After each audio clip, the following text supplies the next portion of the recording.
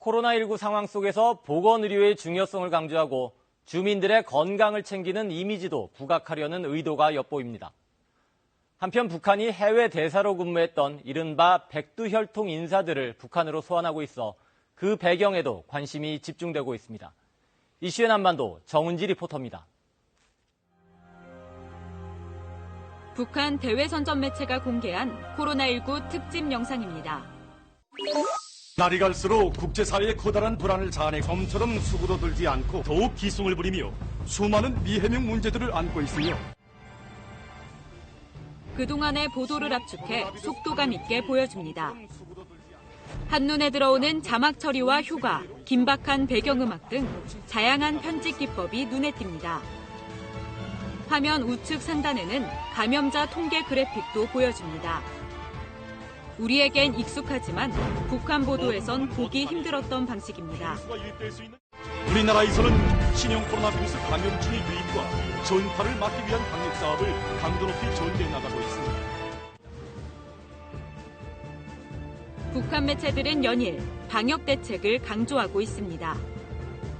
자체 기술에 따른 방역 성과도 과시하고 있는데 특히 방호복은 영하 30도에서도 몸을 온전히 보호할 수 있다고 주장하고 멸균율이 99.9%라는 비누는 마스크 세척에 좋다고 홍보했습니다.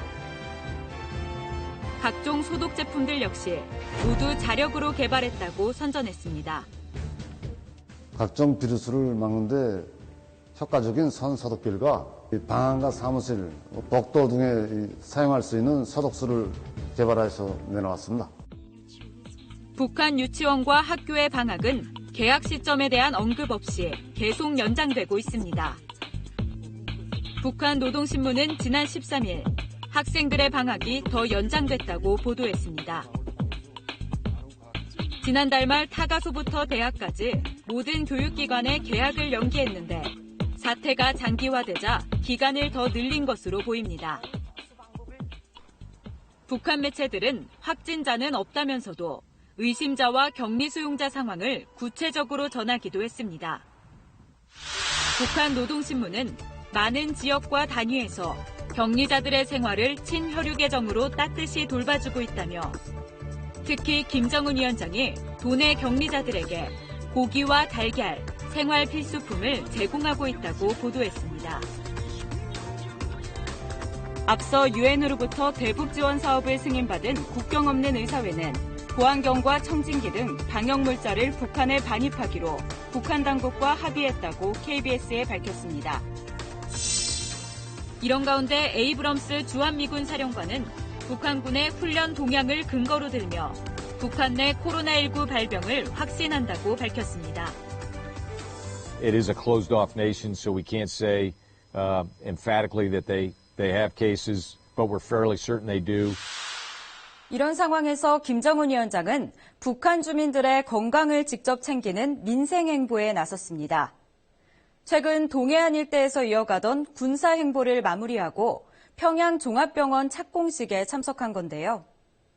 병원 건설은 적대 세력의 제재와 봉쇄에 맞선 정면 돌파전의 실천이라며 200일 안에 병원을 완공할 것을 지시했습니다.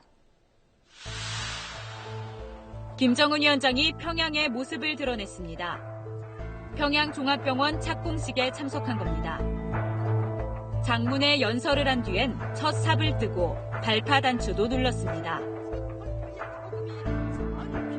김 위원장은 수도에 현대식 의료보건시설이 없어 가슴 아프다며 오는 10월 10일 당 창건일까지 200여일 안에 병원을 완공하라고 지시했습니다. 동무들이 이제 우리가 건설하려고 하는 평양 종합병원 소감도를 보면 알 수 있겠지만 건설 목표는 대단히 방대하며 공사 기일은 긴박합니다. 김정은 위원장이 민생행보에 나선 건 지난 1월 비료공장 건설 현장 시찰 뒤 2달여 만입니다. 코로나19로 뒤숭숭해진 민심을 다잡는 동시에 열악한 의료 인프라 개선 의지도 드러낸 것으로 보입니다. 김정은 위원장은 최근 군사훈련을 지도한다며 지난달 말부터 동해안 일대에 머물러 왔습니다. 때문에 평양 내 코로나19 확산을 피해 청정 지역으로 간 것 아니냐는 의혹이 제기돼 왔습니다. 북한이 코로나에 대한 의심 환자들에 대한 내용들이 있지만 확진자는 없는 걸로 지금 현재 되어 있습니다. 그러나 정확한 건 아니지만 분명히 어느 정도 있지 않을까라는 의심을 분명히 할 수 있는 부분이고요. 또 최근에 들어서 지금 김정은 위원장이 원산 쪽으로 가 있는 것도 평양을 비운 것도 나름대로 좀 약간 의심을 해 부분은 평양에 그런 어떤 코로나 확진자가 있기 때문에 원산 쪽으로 간 것이 아닌가. 김 위원장이 예정에 없던 평양 착공식에 참석한 건 이 같은 의혹을 불식시키려는 의도도 있는 것으로 보입니다. 한편 최근 동해안 1년 훈련들이 모두 포병 중심 훈련이라는 점도 눈여겨볼 대목입니다. 지난달 28일 합동 타격 훈련, 지난 2일과 9일 초대형 방사포 발사, 12일 포병 대항 경기 등이 모두 포병과 관련된 훈련이었습니다. 포병 훈련의 형식과 내용, 방법을 근본적으로 개선하고 훈련을 실존하기 위한 투쟁을 더욱 힘있게 전개하는 불씨를 지펴 올리는 데 목적을 두었습니다. 김 위원장의 각별한 포병 사랑은 오래전부터 지속돼 왔습니다. 스위스 유학 뒤 귀국해 김일성 군사종합대학에서 포병을 전공했고 졸업 논문 주제 역시 포사경 내용인 것으로 전해졌습니다. 군사가들이 한 생을 바쳐서도 다 소득하지 못한 포병은 물론 전군을 지휘 통솔할 수 있는 뛰어난 용군수를 남김없이 보여주신 평야는 김정은 동지. 최근 김 위원장의 4차례 군사훈련을 모두 수행한 박정천 총참모장 역시 후병국장 출신입니다. 북미 협상이 장기 교착 상태에 빠진 가운데 미국과의 합의는 깨지 않으면서도 초대형 방사포 등 신형 전술 무기를 키우려는 의도가 있다는 분석입니다. 북한이 유엔 안보리 제재나 더 나아가서 미국과의 합의를 깨지 않으면서도 자신들의 전력을 강화하는 이런 조치라고 볼 수 있습니다. 주로 이제 그동안에 미국과 협상을 의식해서 개발해왔던 중장거리나 대륙간 탄도미사일이었는데 지금은 그것보다 실질적인 전력이라고 볼 수 있죠. 그러니까 한국이나 일본을 겨냥한 그리고 북한 해협들을 봉쇄하는 것을 막기 위한 이런 반접근 전략 차원에서 주로 이제 대구경 방사포들을 집중적으로 개발하고 있다 이렇게 볼 수 있습니다. 이런 가운데 김정은 위원장이 김평일 체코 대사와 김광석 오스트리아 대사를 교체하고 북한으로 소환해 눈길을 끌고 있습니다. 각각 김 위원장의 숙부와 고모부에 해당하는 두 사람은 김 씨 일가이면서 권력 핵심에서 완전히 밀려난 백두혈통 격가지로 분류됐는데요. 대표적인 미국통을 오스트리아 주재대사로 임명한 것을 두고도 다양한 해석이 나오고 있습니다. 지난 2015년 해외 주재 외교관들의 망명이 잇따르자 김정은 위원장이 소집한 재외공관장 회의. 이번 회의는 대사들이 우리 당의 대외 정책으로 재무장하고 그 관철을 위한 방법론을 토의하는 좋은 계기로 되었다고 하시며 당시 단체 사진에서 눈길을 끈 인물이 있었는데 바로 왼쪽에서 네 번째 서 있던 김평일 체코 대사였습니다. 김평일은 김일성 주석의 두 번째 부인인 김성애의 장남으로 김정일과 권력 승계를 놓고 정치적 경쟁을 한 인물입니다. 하지만 김정일이 공식 후계자로 내정된 이후 1988년 헝가리 대사를 시작으로 해외를 떠돌아왔습니다. 북한 외무성은 지난 14일 김평일 주 체코 대사의 교체 사실을 공식 확인했습니다.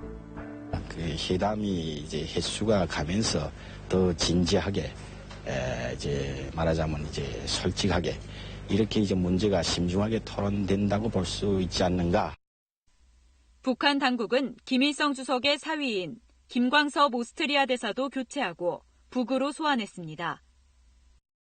한편으로는 이 사람들을 국내에 들여놓더라도 크게 위협이 되지 않는다는 판단이 있을 수 있고요. 곁다리긴 하지만 김 패밀리에 해당되는 사람들을 다시 모음으로써 현재 북한 정권이 김정은 개인 정권이 아니라 바로 김 씨의 정권이라고 하는 부분들을 강조하고 싶었던 것 같습니다.